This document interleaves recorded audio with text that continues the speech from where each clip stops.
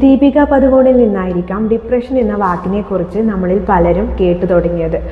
നമ്മുടെ മനസ്സ്, ശരീരം, ചിന്ത, ഉറക്കം, ജീവിതത്തിനോടുള്ള താല്പര്യം, എനർജി എന്നിവയൊക്കെ ബാധിക്കുന്ന ഒരവസ്ഥയാണ് ഡിപ്രഷൻ അല്ലെങ്കിൽ വിഷാദം എന്ന് പറയുന്നത്. ഒരു ഓവർനൈറ്റ് കൊണ്ട് വരുന്നതല്ല ഡിപ്രഷൻ. എന്നാൽ ഇതൊരു ഓവർനൈറ്റ് കൊണ്ട് മാറുകയും ചെയ്യില്ല.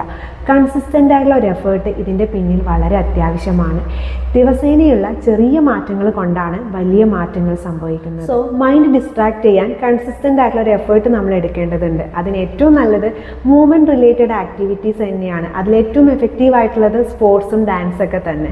ശരീരം മൂവ് ചെയ്ത് തുടങ്ങുമ്പോൾ ഹാപ്പി ഹോർമോൺസ് പുറത്തു വരികയും പതിയെ മൈൻഡ് കാം ആവാൻ സ്റ്റാർട്ട് ചെയ്യുകയും ചെയ്യുന്നു. എന്നാൽ ഡിപ്രഷനുള്ള ഒരു വ്യക്തിക്ക് ഒരിക്കലും മെഡിറ്റേഷൻ വർക്കൗട്ട് ആകില്ല. കാരണം മൈൻഡിനെ ഫോഴ്സ്ഫുള്ളി നമുക്ക് കാം ഡൗൺ ചെയ്യിപ്പിക്കാൻ പറ്റില്ല.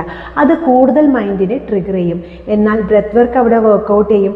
കാരണം ബ്രെത്ത് കാം ആവുമ്പോൾ മൈൻഡ് പതിയെ സെറ്റിൽ ആവാൻ തുടങ്ങും. സ്പോർട്സോ ഡാൻസോ അല്ലെങ്കിൽ എന്തിനോടാണോ താല്പര്യം, എന്താണോ പാഷൻ, അതിലോട്ടേക്ക് മൈൻഡിനെ ഡൈവേർട്ട് ചെയ്തതിന് ശേഷം മൈൻഡ് ഒന്ന് സെറ്റിൽ ചെയ്ത് നമുക്ക് മെഡിറ്റേഷനിലോട്ടേക്ക് പോകാവുന്നതാണ്. ഹീലിംഗ് പെട്ടെന്ന് സംഭവിക്കുന്ന ഒന്നല്ല. ദിവസേനയുള്ള നമ്മുടെ ചെറിയ ചെറിയ ശ്രമങ്ങളാണ് വലിയ മാറ്റങ്ങൾ നമുക്ക് ഉണ്ടാക്കുന്നത്.